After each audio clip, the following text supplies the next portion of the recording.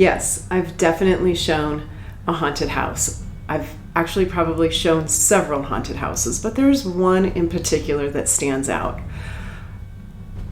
It was maybe 15 years ago.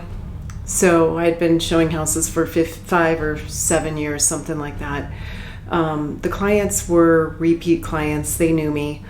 This particular family, and it was a family, young mom, dad, and 2 little ones. And I want to say the little ones were maybe 4 and 6.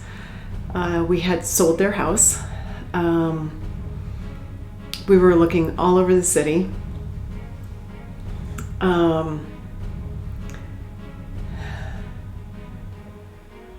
I can actually, as I'm telling you this story, my heart is racing a little bit because I'm remembering the house was in Park Hill, and I've shown houses all over, everywhere, but this one was just so memorable that like I said, I'm actually feeling it in my heart again. So what happened was, just looks like a normal house. Early 1900s, maybe it was late 1800s, but if I remember correctly, it was early 1900s house. And I remember walking into the front door. It was a vacant house, total DIY project house, so things were weird. And early 2000s, so we would see a lot of DIY and things just wouldn't quite match up. And so that was normal. All of that felt normal. Different flooring that felt normal. And when I say DIY, just the finishers weren't fabulous, but we were in a decent price range. So it was a good, decent house. It wasn't like just a little old crappy something. But that all was normal. And I remember walking in the front door, and I remember going downstairs, and downstairs was kind of a little weird and kitschy, and like the wife said, "This just seems weird down here." And I'm like, yeah, well, early 1900s house, weird basement, like that's all normal in Denver. And they feel old basements, especially when they're empty, they have a smell. You know, that smell, kind of a little musty, which is weird in Denver because we're so dry, but old houses have a little weird, musty smell. The kitchen felt odd. The basement didn't feel odd to me, but the kitchen felt odd. The living room was fine. We went up to the next level, and that was kind of when I couldn't breathe. Like, I remember in the kitchen, my heart was just pounding a little bit harder than normal, but we went up to the next level and I couldn't breathe. I just felt like something was sitting on my chest, and it was just a weird feeling. My heart was kind of off and on racing, and we just kept going, and I'm like looking around the house, and I'm talking, to the clients, normal questions, normal feedback. They're asking me questions about the house, and the more questions they ask me, like, I just can't breathe. I just can't breathe. And there was another level, at least I think there was another level, and I'm really questioning that as I said that out loud. Was there another level that we went up to? Or was it just another room on that second level? There are some houses that have 3 levels. I've never gone back to that house, actually. It was way too nerve-wracking. But as we got to this one part of the house, I literally could not breathe. I was gasping for air, and my clients were like, "Are you okay, Amy?" And I'm going, "No, I'm not okay. You guys, we've got to get out of this house." And they're like, "Okay, well, we just want to check out this one more room. We want to go back into this bathroom." And I'm like, "Fine, I got to go outside." I'm like, I literally was gasping. My heart is beating. It's racing. And so I just like run down the stairs.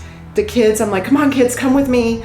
And they didn't want to come with me. They wanted to stay with their parents, which was fine. But sometimes their kids would stay with me while they were looking at another part. So it wouldn't be weird that I'd say, "Come, kids, with me." But I was also freaked out. I didn't want the kids in that house. I couldn't breathe. I wanted the kids to come with me. They didn't want to come with me. The parents were fine. Let's just like look at one more room. And I was saying this over and over to you because I was like, "What are we doing? Come with me. We've got to get outside. We've got to get outside." And I get outside that front door. I sit down on the porch because as soon as I left that window, I could breathe. I mean, the front door, as soon as I left the front door, I could breathe again. It was like everything came back and it was normal. And I my heart wasn't racing. I could breathe, and I'm thinking, what in the actual heck is happening?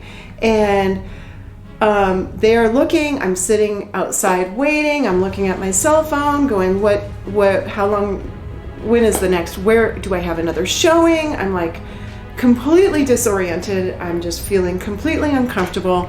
They come out and they're like, yeah, I don't think we like this house. And I'm like, yeah, well, good, because you're not buying it anyway. This house is haunted and we are leaving. And got them, everybody packed up. We got in the car. We went to the next house. I got home that night. I called the agent and I was like, what is happening with that house? I have never had anything so strong and so fierce and so scary.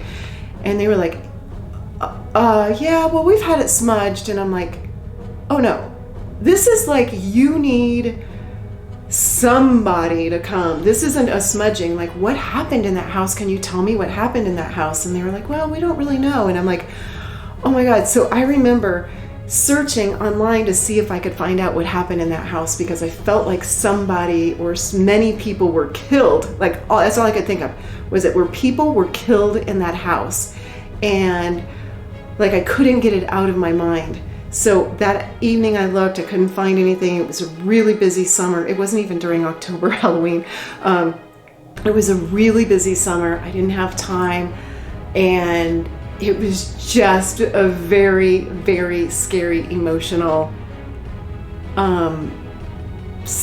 house. And I've never felt that bad or scared before in any of my other houses. I've definitely felt spirits in other houses. I definitely can tell you if I thought somebody died there, but I haven't had anything that strong or that intense or that in a long time, and I'm actually grateful for that. But I've definitely never felt anything that emotional, that intense, that just, for lack of a better word, everything was so vibrant. Like, I knew in my heart that people were killed up there. And to me, I thought little kids were killed up there. Kids. And that just like was crazy. That's why I wanted to get the little kids out of the house with me. So that is my one most intense, unique experience with the haunted house. I do have other haunted house stories, and I'll share at least one other with you. Until then, happy Halloween.